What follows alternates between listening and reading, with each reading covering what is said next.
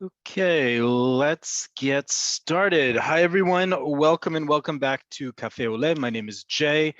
Here at Cafe Oleh with Nefesh B'Nefesh, we go over the everyday Hebrew you need here in Israel to succeed, whether that is reading and paying your bills, going grocery shopping and reading nutritional labels, keeping up with the news, striking up a conversation, going on a job interview, going on a date, complaining, whatever it may be that you do in your everyday life in your native language in country of origin, but here in Israel in modern Hebrew. As always, we'd like to hear from you what topics you'd like us to cover. Please either write us in the chat window if you're joining us live on Zoom. You can also email us at hebrew@nbn.org.il. That's Hebrew, Hebrew, at nbn.org.il.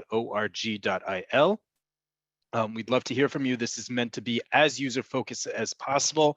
So we want to hear from you what topics you'd like us to cover. You can also check all of our previous lessons on YouTube. Just go to youtube.com, type in Cafe Oleh. You'll get in our entire, all of our previous lessons in one handy dandy playlist. And you'll also see links to the vocabulary spreadsheets for each class.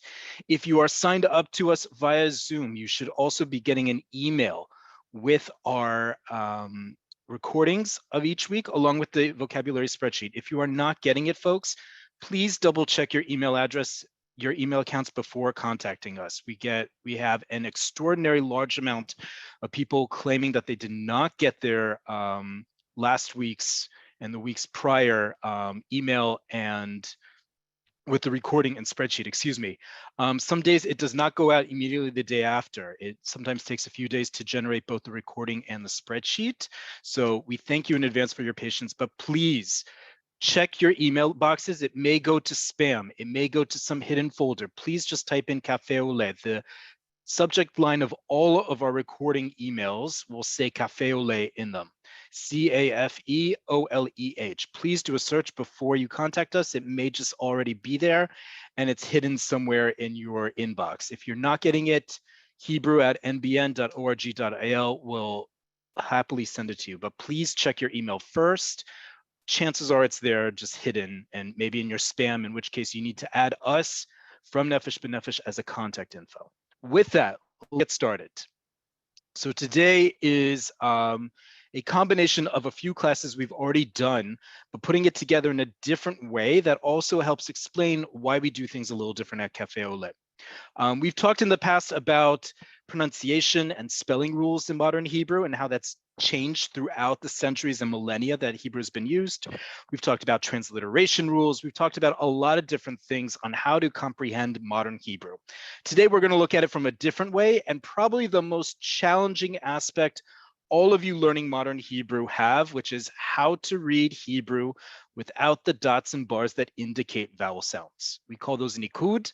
In modern Hebrew, we don't normally write those, and we're going to talk about why we don't. And we're also going to talk about some very handy tips and tools when you are approaching any text, whether it's the news, whether it's literature, anything, or a menu, or nutritional labels, anything in Hebrew. Grant the vast majority of it in modern Hebrew will be without these dots and bars. I'm going to teach you a lot of different ways to think about how to read, whether that's in your head, aloud, whatever it may be, compiling some of the things we've already covered and some new things and a new important clue I'm going to give you. As always, if you're joining us live, please write your questions about this specific class in the Q&A. Everything else, questions, concerns, comments, requests for topics, you're not getting the emails, please keep that in the chat only. I will only be looking at the Q&A. So if you have questions about this specific class, please write them in the Q&A, not the chat. Conversely, if you have questions about anything except this class, please write it in the chat, not the Q&A. With that, let's get started. So first, actually, before we jump in, and it's a PowerPoint presentation, which of course you'll get a copy of as a PDF once this class is recorded, I want to share with you some resources we've already done before, gone through before, and of course we'll share the links with them with you. But there's some really important resources online and for free out there that will help you in learning Hebrew. One we've talked about a lot is pealim.com. PEALIM.com. It's at the top left of the screen. If you can't see it, folks, don't worry. We'll send you a link with all of these links. I'm not going to leave you behind. We want you to learn Hebrew. We're not going to mess around with you. We'll send this to you. Pe'alim.com we've gone over multiple times, and it's a really great resource. You can plug in any Hebrew word, any Hebrew root, and find all sorts of words that are connected to it. What you can also do here is you can look by what we call mishkal, and this is going to be a really important thing we're going to talk about in a little bit. And this is the vowel pattern that indicates how a word is pronounced. We can have all the shorashim, the roots, the 3 letters that make up all Hebrew verbs, nouns, and adjectives in the world, but if we don't have the right combination of Nikud, of the dots and bars that indicate vowel sounds, as well as some helper letters, we don't know how to pronounce it. And that's going to be really key in understanding why we use Nikud and why we don't. This is a great resource we're going to come back to in a little bit. Another great resource, if you are stuck reading Hebrew online, let's say you can read Hebrew, but not without the Nikud, and you're really stuck, this is the tool I use every week to generate automatic Nikud for texts, right? To ensure that you, especially at a beginner's level, can follow along. We'll send you this link as well. You can plug in any text in Hebrew and it will generate the Nikud. Now, this is not perfect. I usually have to go back and correct it myself, as opposed to Google Translate, which is about 50 to 60% accurate. Nakdan, which is a great resource, apparently it also is in English. Obviously, it only works with Hebrew text, but the interface is in English. I would say this is closer to 90%. It's a really good tool. It even allows you to generate Nikud, the dots and bars indicating vowel sounds, based on whether this is a modern text, a medieval text, religious text, or poetic text. Really great tool. Encourage you to use it. We'll send you that link as well. But for now, want to get into today's class. Let me just pull it up.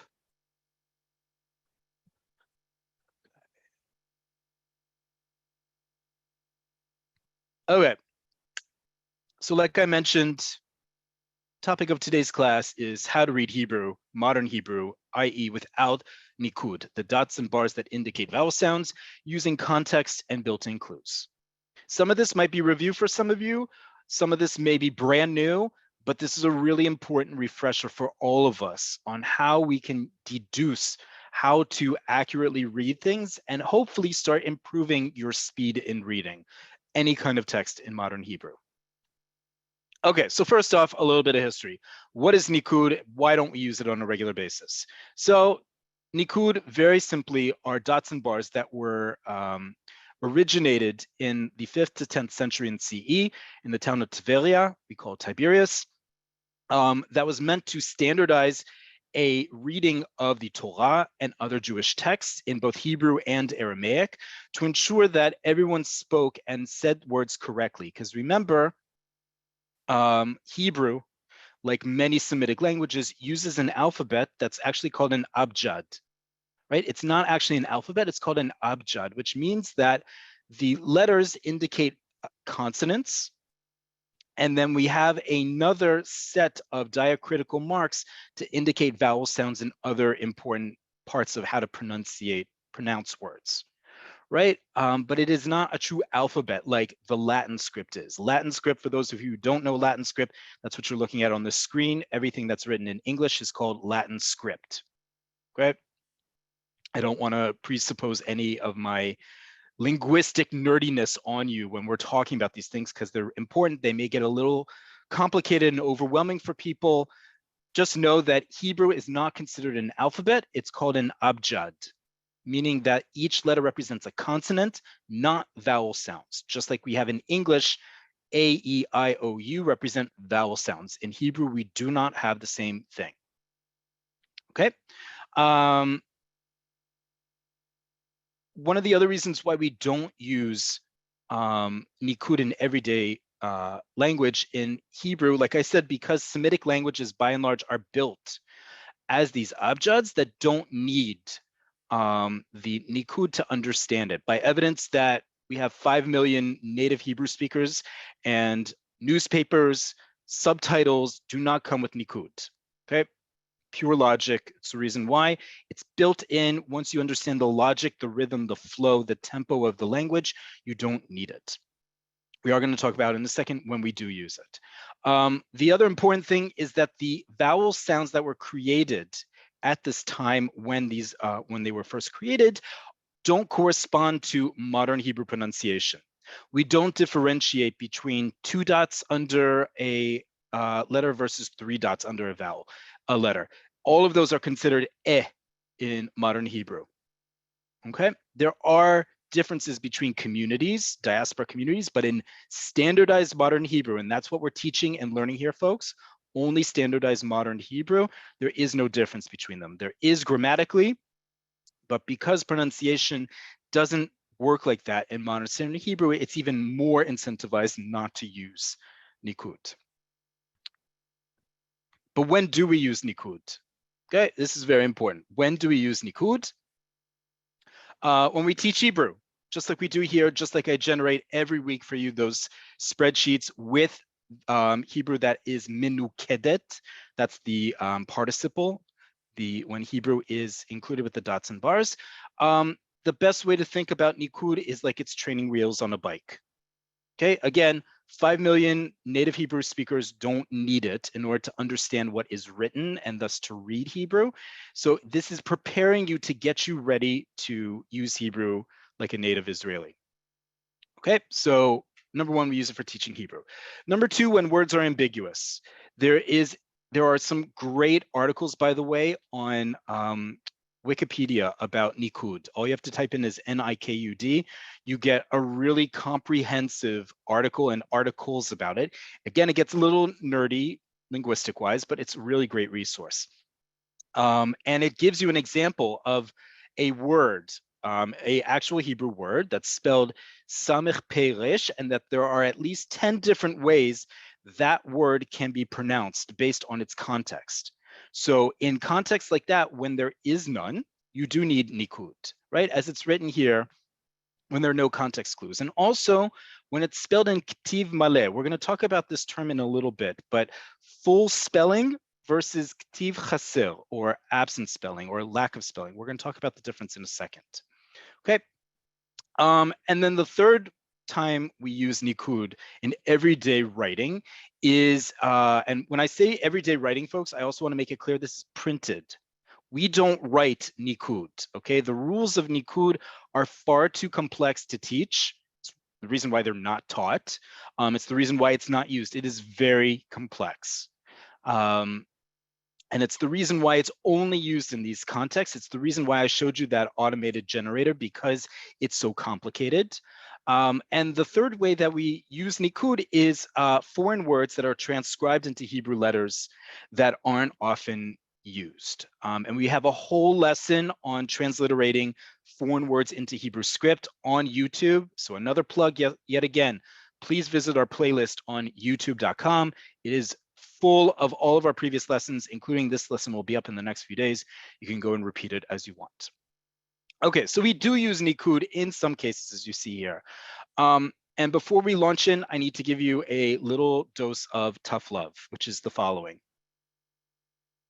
Spelling and pronunciation rules will never lessen the need to expand your vocabulary.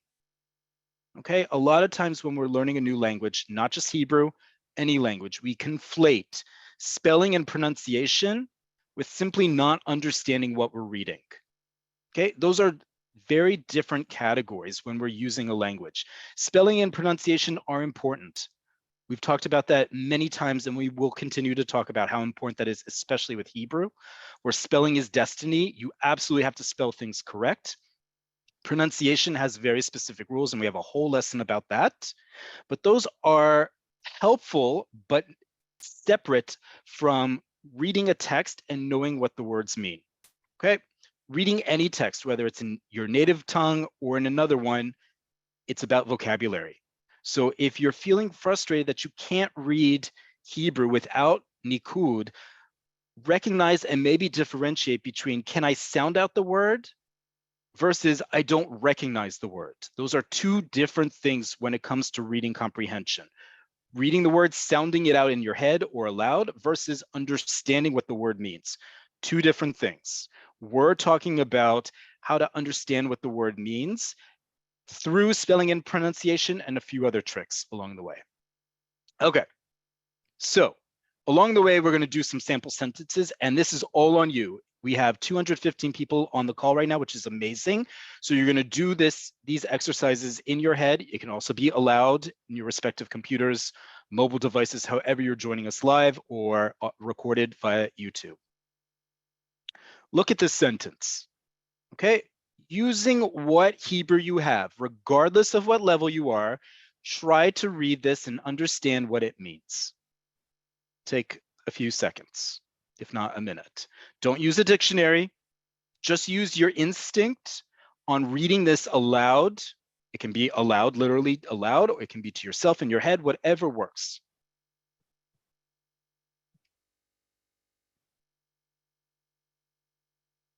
Okay, let's go through how we can figure this out word by word, even if you got all of it right. And I hope you did. If you didn't, that's why we're here. So first off, what are the words we can immediately identify? There are 6 words in these 2 sentences. What are the words that you know? I'm hoping it's at least the very first word, ani. I know this is pronounced ani because there is no other word in Hebrew that's spelled aleph nun yud and is pronounced ani. There is a word that sounds similar, ani, which means poor, but that's Ein Nun Yud. Remember, we've talked about this before. I said it a minute ago. Spelling is destiny. You cannot swap out letters in Hebrew just because they sound alike. Aleph Nun Yud means I. Okay. Hopefully, at the very least, all of 216 people on this call knew that. If not, brand new word for you. Okay. Any other words that you recognize there? Just answer to yourself. You can write on a piece of paper as we're doing this. We're going to do this a few times with different sentences, so don't worry if you don't get it the first time. Okay. Next thing to think about with these 6 words. What words look familiar, but you've never seen spelled out before?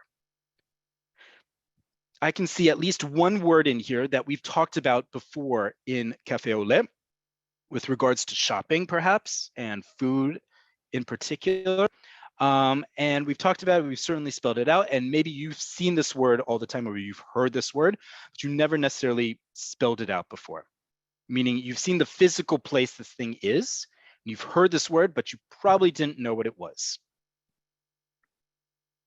Okay, another clue or another tool for us to understand what's written. Can we determine the root letters of the words we don't know? Remember that all Hebrew words have a shoresh. Shoresh or shoresh means root, R-O-O-T. All of them have 3 letters. Some have 4, some have 2. The vast majority have 3. So are there words here that we can deduce from them the root letter? Because the roots, if we can figure out the root of a word, we can figure out at least half of its meaning. Okay. Another tool, what pronunciations can we rule out? Right, we're using a lot of logic here because as we talked about before, Hebrew is a very logical language. It may not feel like that when you're learning it. It really is a logical language once you know the rules. So what pronunciations can we rule out? There are a bunch of words here you may not know, but you also know how it can't be pronounced based on your own hearing of Hebrew in the past and the present. And going with that piece of logic, based on how Hebrew sounds, right? Just passing people by speaking Hebrew or listening to Hebrew on TV shows or music, we know the rhythm of the sound. We know the phonology, the sounds that make up the language. And the words we know and have heard before, what is the logical pronunciation of the words we don't know, right? What vowel sounds usually follow one after another? What vowel sounds usually don't follow one after another? All of these clues, without opening a dictionary, will help us determine how to read this sentence without any vowel sounds included. Okay, so you worked a few seconds ago on trying to figure out what this how to pronounce this, how to read this out loud. So let's look and see if you were right. אני הולך למכולת לקנות לך או לך משהו. Okay, the sentence says, I'm going to the grocery store. Can I buy you something? Okay, ani, we talked about, is I. Holech, present tense, first person singular to go. So I am going, or I go, but in Hebrew, both are the same thing in the present tense. La makolet. La is the preposition that we use at the beginning of a word indicating to. It's la because it's the combination of le and ha, so it becomes la. Makolet. Makolet, grocery store. Coming from the word kol, everything. La makolet. Liknot, which means to buy. Lecha or lach, depending on the gender to whom you're speaking. And that's why both of these are here, even though in the first one, only one is, because in its normal form, what we call ktiv maleh, as you see here at the top of the screen, how it's spelled lamed chaf sofi is inclusive of gender. Okay, so here in the version that has the nikud, I wrote lecha to a male, lach to a female. Mashuhu, mashuhu means something, coming from the word ma, what. Okay, so ani holech lamakolet liknot lecha o lach mashu. This is a way that you can say, I'm going to the supermarket or the grocery store. More specifically, can I buy you something, or do you need me to buy something? Right? You don't need to use other words. This is what I would most normally send, if not receive, on WhatsApp, for example. Remember, reading is not just newspapers and books, folks. It's also texts.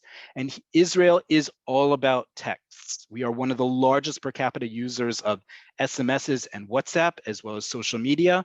So it's not just about high language we often talk about, culture and literature. It's also about everyday texting and typing. Probably all of you know of or belong to at least one WhatsApp group for your community, for your town, for your kids' school, for your own schooling. This is what we're talking about. Ani olech lamakolet liknot lach mashu. I'm going to the supermarket, the grocery store. Can I buy you something? Okay, so from those logical steps, I was able to read this. Let's go through some other tools to get us along the way in addition to these.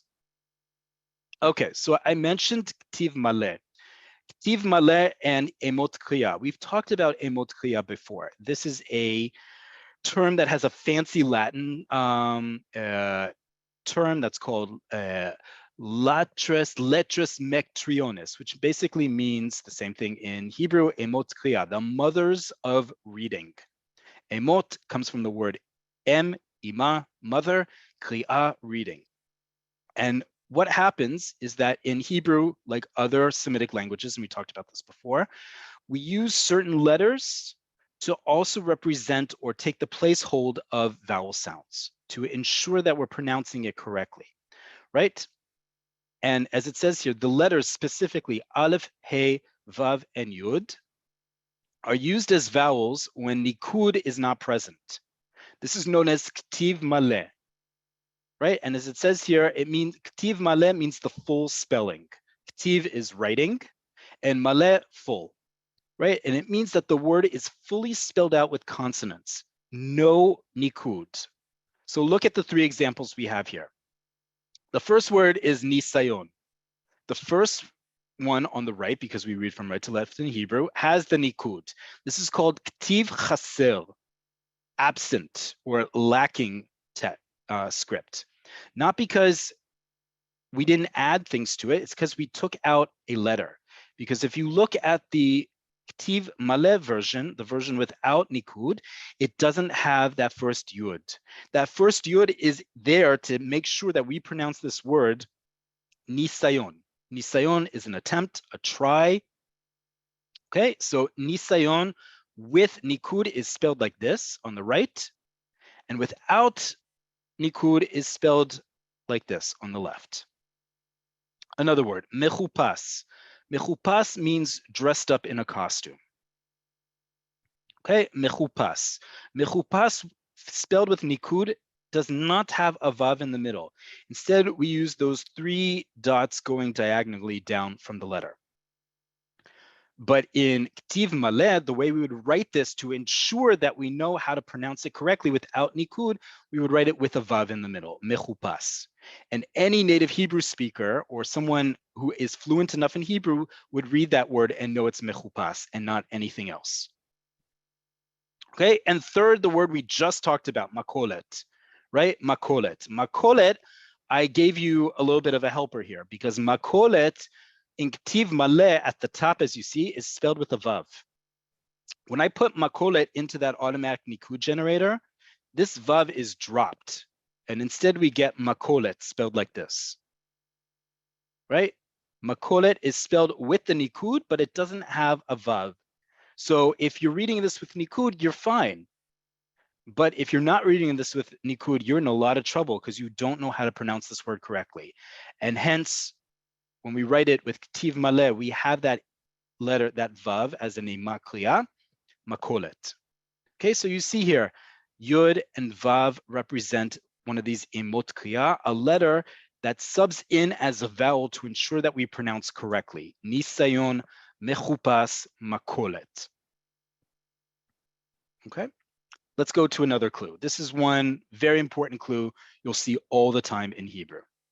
And by the way, there are very, very long-winded rules about Ktiv Maleh, another great Wikipedia article for those of you who really want to delve into grammar and linguistic rules. It is a wonderful read, if only if you like it, though. I'm trying to simplify for you. Here's another place where we often get tripped up.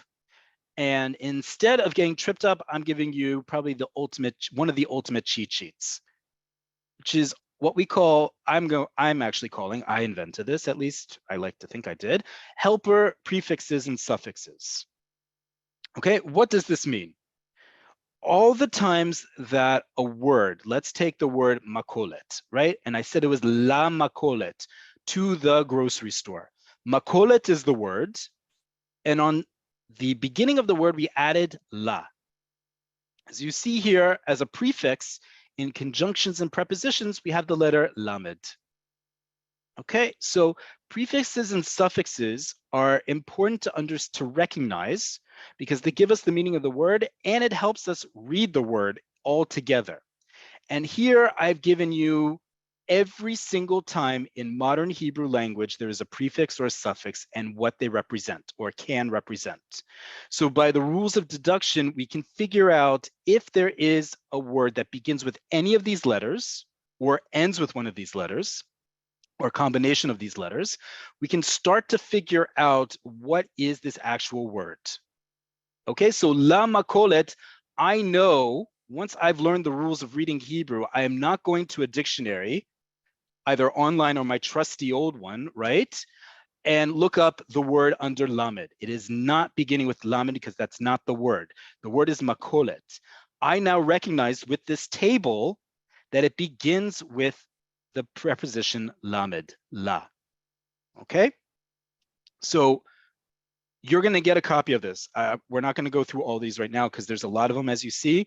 You're going to get a copy of this. And I'm not here to go through the meanings of every single one of them. This is rather a visual guide for you to understand when you see in Hebrew patterns, because Hebrew, like I said, is a logical language full of patterns. That's how you learn many languages. Hebrew is actually much easier because it follows patterns almost all the time. These are a great example. By topic, and then when we see them. So you see, for example, prefixes. When we add letters to the beginning of a word, usually have to do with conjunctions and prepositions, participles, meaning words that can also be nouns, verbs, and adjectives. Present tense verbs, some begin with a mem. Future tense verbs will all begin first, second, or third person, depending on which person they are, with a letter. And suffixes, as you see, with the exception of, actually, no, it's not with the exception, it's all of them. Participles, possession, past, present, future tense verbs, all will have suffixes based on gender and plurality. So already we have hacked into the language in a way, I'm pretty sure your ulpan teacher or your high school, yeshiva, university teachers have not taught you before, because we're just recognizing patterns in how words are written out, what letters exist what, and what they correspond to. Even if we don't know what they mean, we can recognize when we look at a new word and start pulling it apart what it's comprised of, including if it has prefixes and suffixes. Okay, let's give you another sample sentence. Okay, take a few seconds. Using the tools we've already gone through so far, and don't worry, there's more coming up. Take an educated guess how you're going to pronounce this. Each one's going to get a little bit trickier, by the way. That's the point of learning. Okay, let's use those deduction rules we talked about originally, as well as some that we may have just gone over. What are the words we can immediately identify? Are there words here that you already know? Okay, if you don't, that's fine. But let's start to use what vocabulary we have and start plugging them in. Even if we can't read the whole sentence, don't get frustrated. Just pick the words that you know. Okay. What words look familiar, but we've never seen spelled out before? I can probably say I know at least one word in here you've probably not seen spelled out before unless you read the news or you pay attention to labels. That's a big clue about the sentence. Okay. Can we determine the root letters of the words we don't know?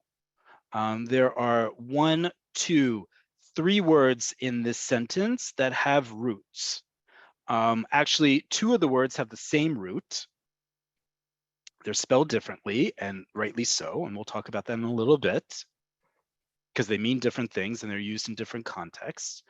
And one of the words you probably know before, you may not know how to use it in this context, but you've heard this word before. Okay.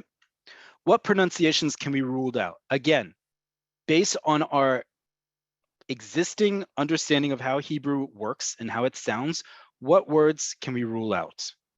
And what pronunciations can we rule out, excuse me? Okay, and finally, based on how Hebrew sounds and the words we know and have heard before, what is the logical pronunciation of the words we don't know? Okay, you ready for the reveal? All right. איך יודעים אם המוצר מיוצר בסין? That is the sentence. Let's go through this because it's got a little bit of a complicated part to it and to make us think even more. איך. איך is a question word. It means how. Okay. איך יודעים. יודעים means know in the plural sense when we ask in a general sense of things. For example, how do we say blah, blah, blah? איך אומרים, how does one say? But we use the plural mixed gender to say it. So איך יודעים, how do we know? The we is implied.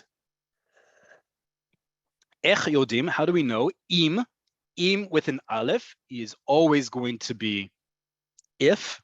This cannot be anything else. First off, it's not with, because that's spelled with an ayin. It's also not mother, because that one makes sense. איך יודעים, mother. How do we know mother? That's not how we would ask that question, and that doesn't make sense even in English. So it can't be anything else but im, if. How do we know if? Hamutzar. Okay, so let's take apart this word. Ha, we just talked about, right?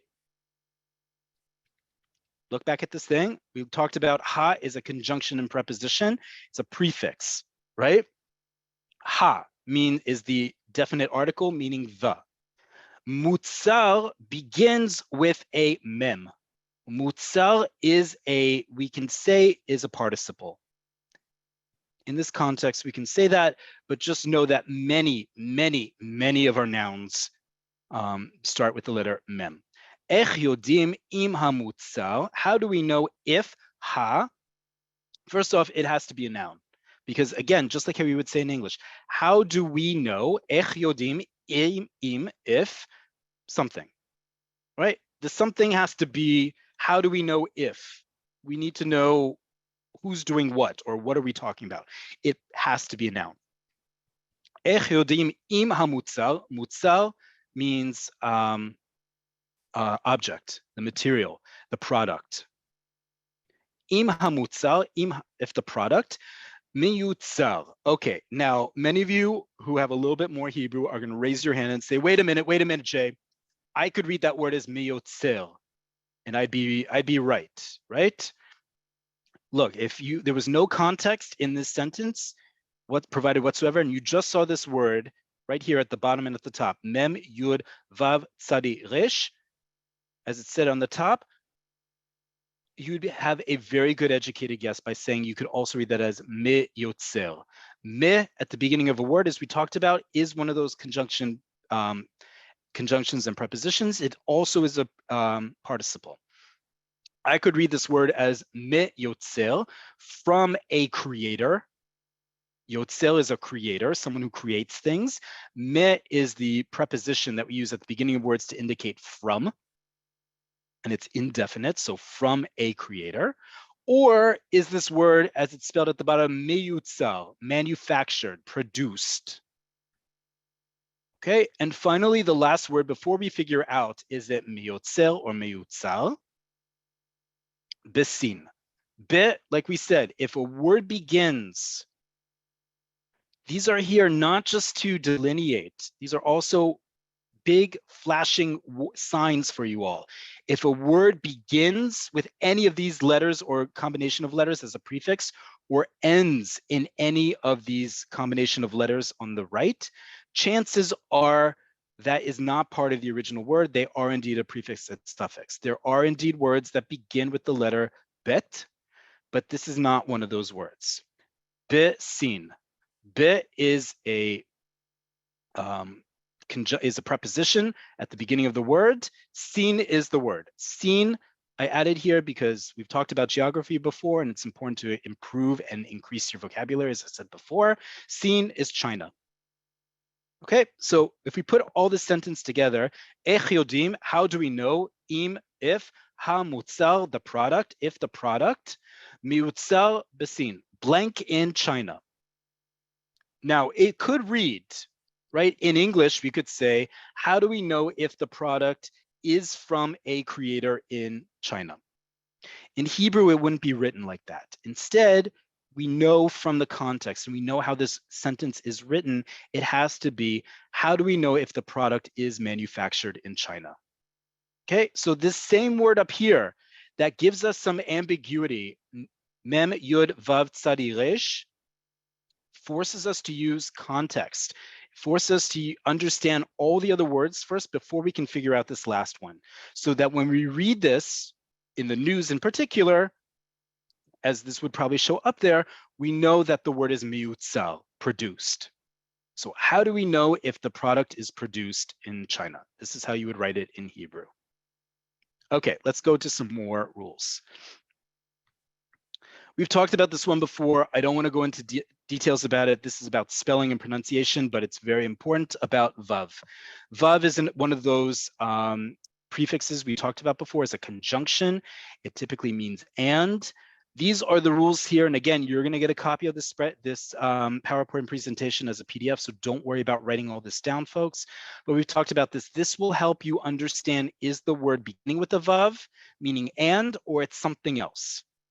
And so these are the pronunciation rules, because again, when we're reading things, we often read them aloud to ourselves, either in our heads or aloud. And so this will help us read correctly, pronounce the language correctly in order to read correctly. Okay, so this is another great example about how do we vowel vav at the beginning of a word.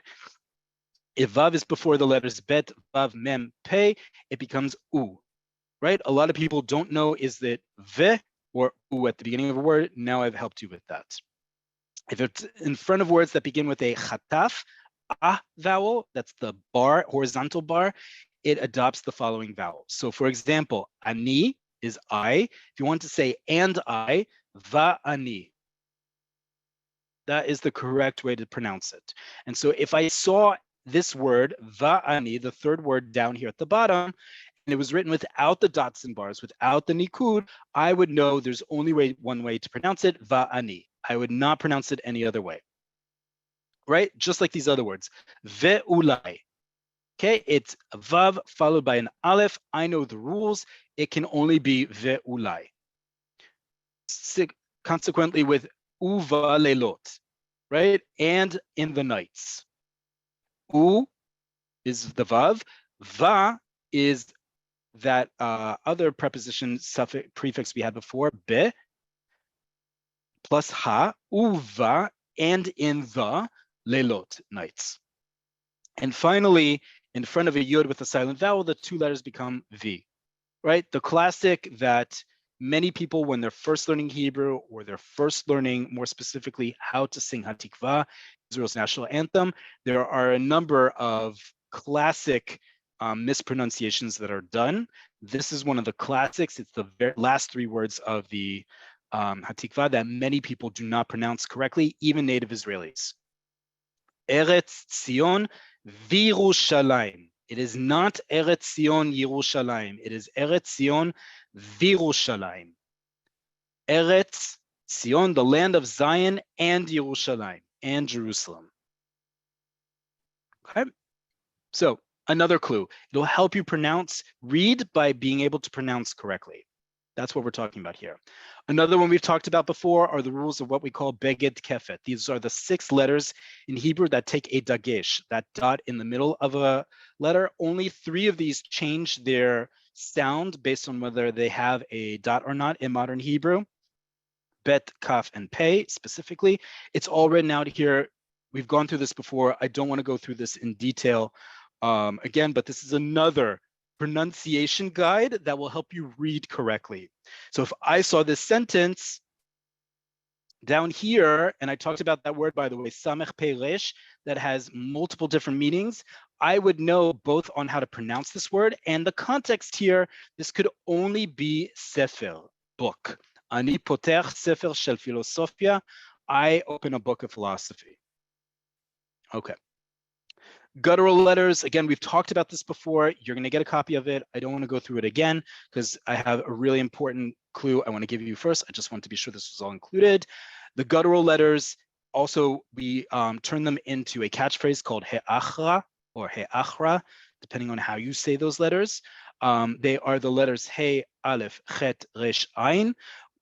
This changes how we vowel and pronounce certain words. So as you see here, the infinitive for to write is lichtov, but the infinitive for to work, which starts with one of these letters, is la'avod. At kotevet, you write, and to open something that has also one of these letters as its root, at potachat. Same form of conjugation, but it's pronounced differently and it's voweled differently based on these rules. Okay, you'll get this again at your leisure. This is the one I want to talk about. This one was a revelation when talking about this class and preparing for this class.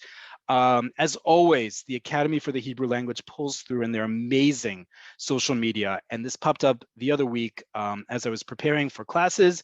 I said, oh my God, I know how I'm going to teach how to read Hebrew without Nikud. And this was it. This simple thing on the left where you see a watering can, some plants, and a garden gnome. And it says at the top in Nikud, with the Nikud there, mishtala velo mashtela. What are they talking about here, folks? Anyone who lives in Israel and has an apartment with a mirpeset, with a balcony, or has a gina, a garden, or maybe a house with a gina, a garden, knows what a mishtala is. Or this word, whether you knew how to pronounce it or not, there actually are places that pronounce this incorrectly and transliterate it incorrectly. A mishtala is a store where you buy plants. It's a garden nursery, it's a nursery, a plant nursery, whatever you want to call it. It's the place where they sell plants. How do I know, as they point out here in this great post, and I've abbreviated for you, how do I know if I saw this word, mem shin taf lamed hey, how would I know to pronounce it mishtala and not the other way? As a review, all Hebrew nouns and adjectives have 3 components as is written here: the root, the shoresh, In this case, it's shin taf lamed. The mishkal, I'll get to what that is in a second. And the suffixes that we just talked about before, the things that we put at the beginning and end, in this case at the end, because we're talking about nouns and adjectives, to mean gender and plurality. Just like binyanim for verbs, just like how we conjugate verbs, mishkalim are used for nouns and adjectives. This is how we create new words in Hebrew. And this is very important also because this is not taught in standard ulpanim. This is not even taught to native Hebrew speakers. And I'll show you why in a second. But the dots and bars, the vowel sounds and the helper letters that we add at the beginning and end of words to create, of mishkalim, to create new words, come with their own meanings too. So for example, mishtala, I know it's pronounced mishtala because mishtala is referring to a place. Anytime you hear that you're talking about a place and it's spelled like this, the placeholder for it, as you see here for places, is miktala. Miktala is not a word. We use the letters kuf, tet, lamed to indicate the structure of a mishkal. But anytime a word is miktala or mi'a'a, it's going to be a place. For example, how do you say restaurant? We talked about it the other week, right? It was just the other week we did restaurants. Mis'ada. It's the place where you go to lis'od, to dine, right? So the same root that gave us the verb for what we do in that place also gives us the name of the place. Hebrew is very conservative and very efficient in creating words that interconnect based on their shoresh, on the meaning of the root, and how we conjugate that to create from a noun to a verb and vice versa. So mishtala comes from the same verb lishtol, to plant. That's the verb we use for to plant plants in the ground. So a mishtala is the place where you're going to get plants, the place that helps you plant. And I know it's going to be a place because it's mishtala. And working backwards, because this is where reading comes in and why it's so important. If it wasn't clear already, folks, listen very carefully. Working backwards, if I saw this word without vowels, based on the context, I would quickly understand we're talking about a place. And if it's a place, it has to be mishtala. Why can't it be the thing that's incorrect here? Because as we see here, one of the other mishkalim is maktela. Maktela is a tool. Maspera, mafera. There are a whole bunch of other ones, but the point is that maktela, that ma'e'a vowel, letter and vowel combination indicates the word refers to a tool. So therefore, if I saw this word in context, ani holech lamashtela, and it was written out without vowels, I would know it would have to be mishtala. It would have to be mishtala because it's going to a place. First off, because it says ani holech le, I'm going to. So it has to be a destination, meaning a place. But also, and so therefore, the word has to be pronounced mishtala. Okay, as it says here, using context, we can determine the category of the word, and therefore it's mishkal. Category word meaning, is it a place? Is it a tool? Is it an ibel or able? We've talked about these words before, right? Achil means edible. It's coming from the same root as the verb le'echol, to eat. So if something is achil, it is edible, something that you are able to eat. Kativ, legible. It is something that is able to be written or read. Okay, so I want to stop right here for a second just to show you why this is not taught in everyday Hebrew. Because as opposed to, if you know what binyanim are, which are the constructs that we create verbs, there are only 7 binyanim in modern Hebrew. In modern Hebrew, how many mishkalim are there? I'm just going to keep scrolling. Every single one of these lines is another mishkal. It's another vowel pattern that creates a noun or an adjective for us. Now, this is a great tool from Wiktionary in Hebrew, and I'll send you this link as well. It separates it by category. It goes through some of them with specific meanings, but for example, the gerund, the act of doing something, and it's broken down by binyanim. Places, like we just did, miktala is right here. We also have miktal and miktol. as different place names, right? If we keep going, kelim, tools, balei miktsua, the professions that people have and the different formats that they take. Balei tchuna, haktana, acherim. There are so many of these. They are not typically taught because there are so many of them. But once we understand to recognize them, we can start to deduce the meaning of them and therefore how to pronounce this correct. Okay.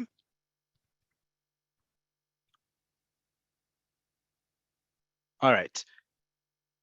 I think this is our last one, then I'll take questions. One last sample sentence for us to break our teeth on, or rather our eyes. Okay. Based on everything we just went through, read the sentence and try to pronounce it, try to read it aloud.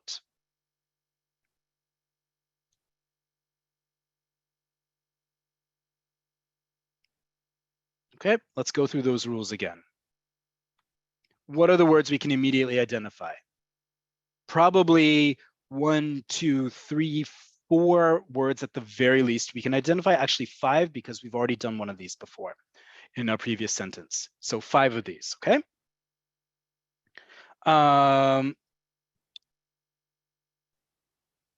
What words look familiar, but we've never seen spelled out before?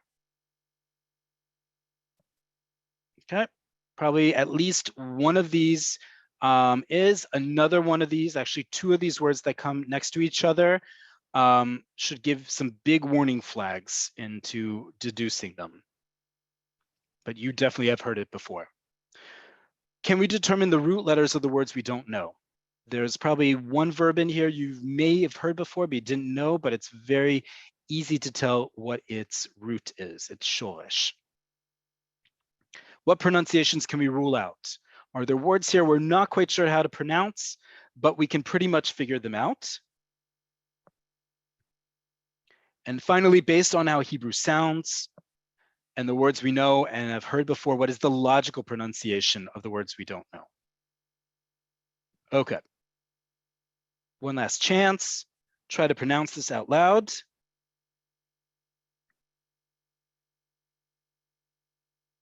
Here is how it's supposed to be pronounced and thus read.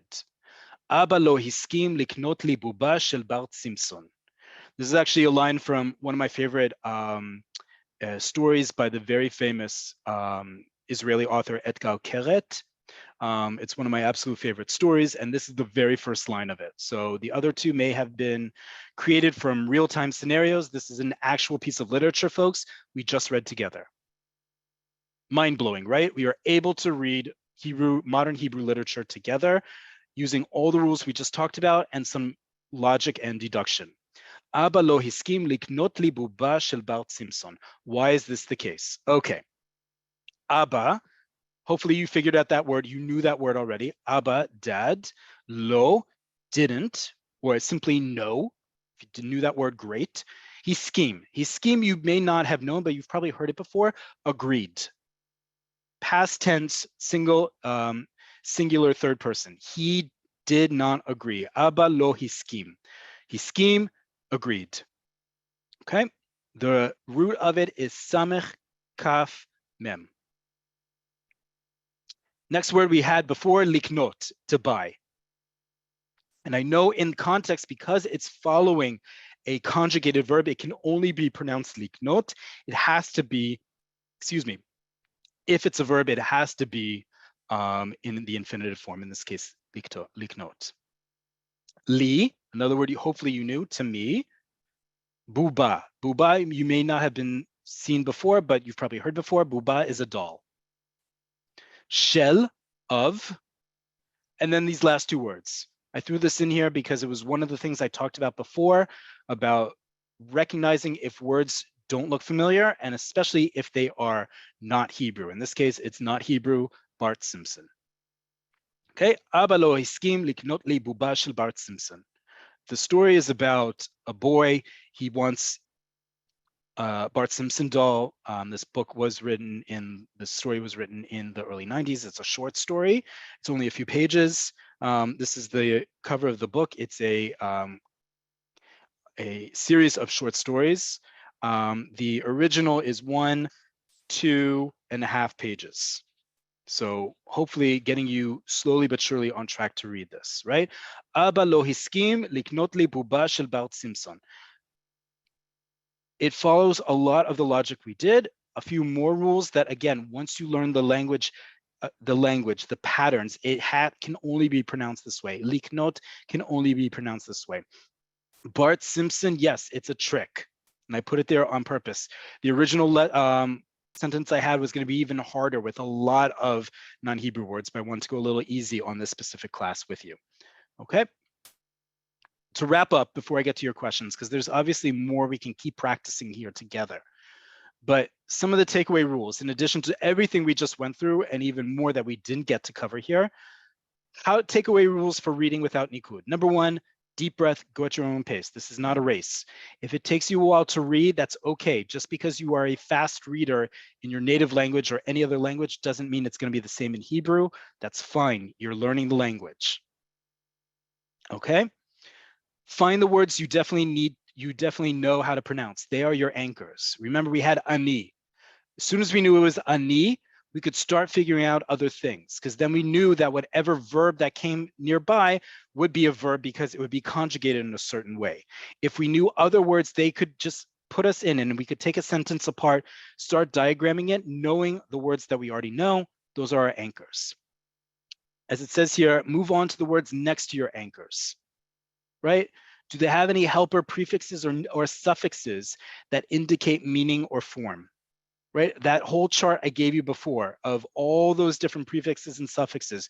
Look at the words we don't immediately recognize. Are there those letters that correspond to it? And could that be a part of its meaning? Another part of part 3. What is the root of the word you don't know? Can you figure out, based on how that word is spelled, what the root is? You can't always do it at first, and that's fine. It takes a while to get there. But if you can, that will also help a lot in both understanding the word and thus how to read it. And then sound out the words you don't know based on what you've learned and what it would sound like if a native Israeli were speaking. If I saw these last two words here, right? And I didn't know how to pronounce it one letter at a time. Ba'alt. Because remember, we talked about emot kriya. Aleph is one of those letters. So ba'art, simpeson. Right? When I see multiple consonants together, for example, I know one of them has to have a silent vowel. If I see an aleph in the middle of the word, chances are it's in a long ah sound. So I can already start putting together the basic sounds of it, even if it takes me a few chances to do it. And it may take you to say Baret Simpason at first. And once you say Baret Simpason and you start figuring it out, no, it's Bart Simpson. Duh. Right? And you go like that to yourself, that's okay to do that to yourself. It took a while to do that. It's not always clear even to native Hebrew speakers, because there also is no standardized way to do that for people, to transliterate non-Hebrew words into Hebrew script. So again, sound out the words you don't know based on what you've learned and what it would sound like if a native Israeli were speaking. Use the most stereotypical accent you have when doing that. Okay, I need to stop here, both because it's the top of the hour. I want to get to a few of your Q&A. Last chance, folks, if you have questions about this specific class, write in the Q&A. Everything else in the chat, we'll be looking over that in the next few days. It is called Nikud. Nikud is the act of putting dots and bars under words. Nikudot are individual dots. A nikuda is a dot, but it's called Nikud. How did you know second sentence was I can buy you something? Let's go back to that.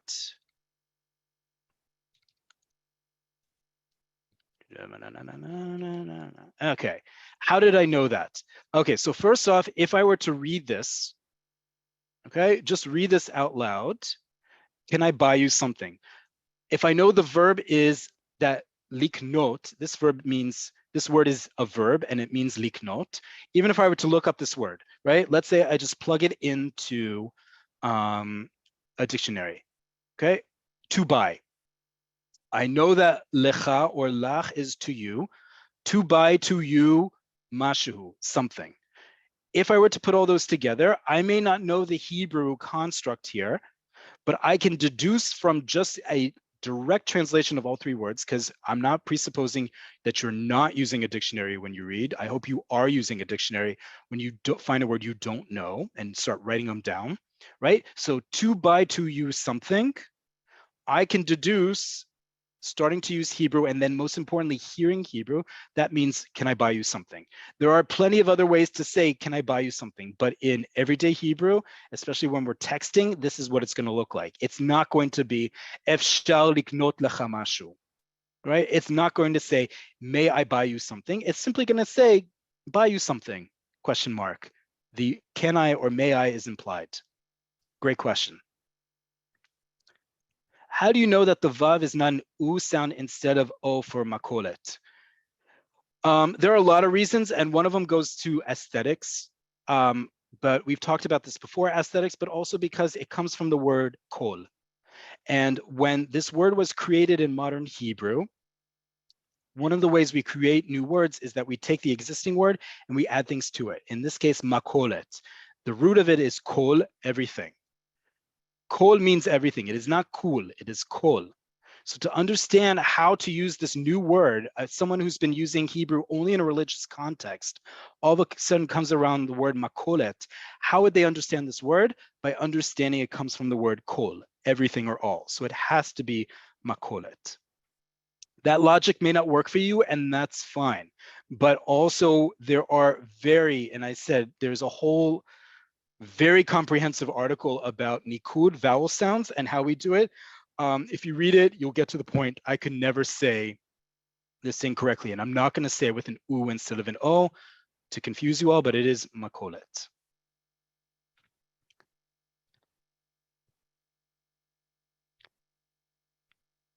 One of the biggest issues I see for a lot of you is how do we know if it's u or o? Great question.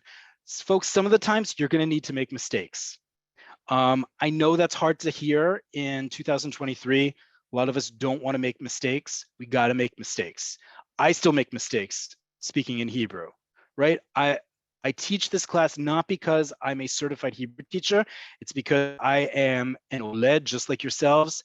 I am pretty good at learning languages and have used this language long enough and have been in this country long enough to know what the tricks are to speak correctly, or at least to be understood by the vast majority of people. And that's the point of what we do here at Cafe Oleh.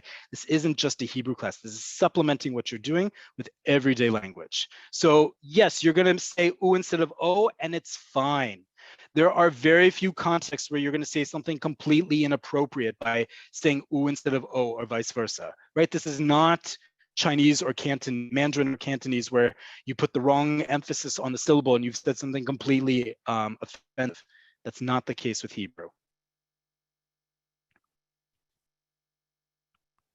When is it bet and when is it bet with a bet prefix? Ba with a bet prefix. Again, context. The word of the day, if you take anything out of this, is context. Read that word. Can you split up that word into having a prefix and or a suffix? If you can't, chances are the word begins with a bet. There are plenty of Hebrew nouns and adjectives that begin with the letter bet. Also verbs, by the way, conjugated verbs, of course. It could also be a preposition. You have to figure this out through context.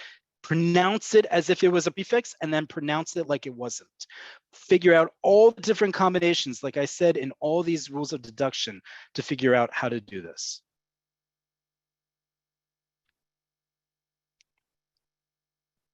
How could we know that it's mutzal and not motzal? First off, many Israelis, native Hebrew speakers, will say motzal, number one. So again, don't worry about it. Number two, it's mutzal because that's simply the word. It's one of those things you just have to learn. Simple as that. It's mishkal probably says it has to be mutzal, but I'm not going that detailed into that specific word. Okay.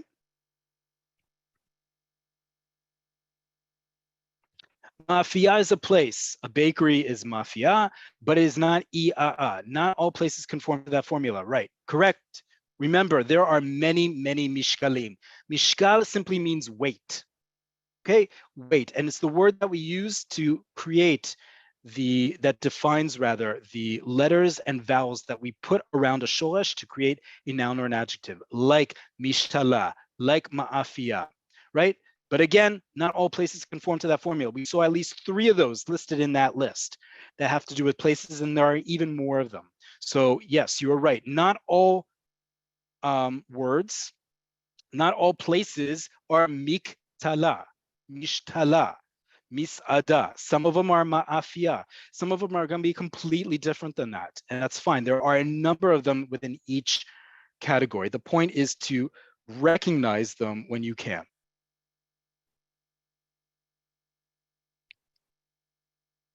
I didn't know I could use just an infinitive in a sentence without a conjugated verb. Want, need, agreed. In your first example, you have just an infinitive. When can we do this? Glad to teach you that. Yes, very important. You will see this in newspapers. You will see this in texting. You can even speak like this. Liknot lecha mashu. Absolutely, you can use this all the time. You will see this in a regular context in everyday Hebrew.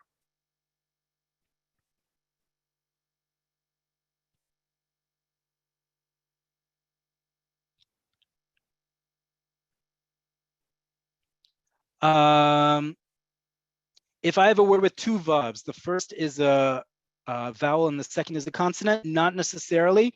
It, again, depends on the context. Some will be, some won't be.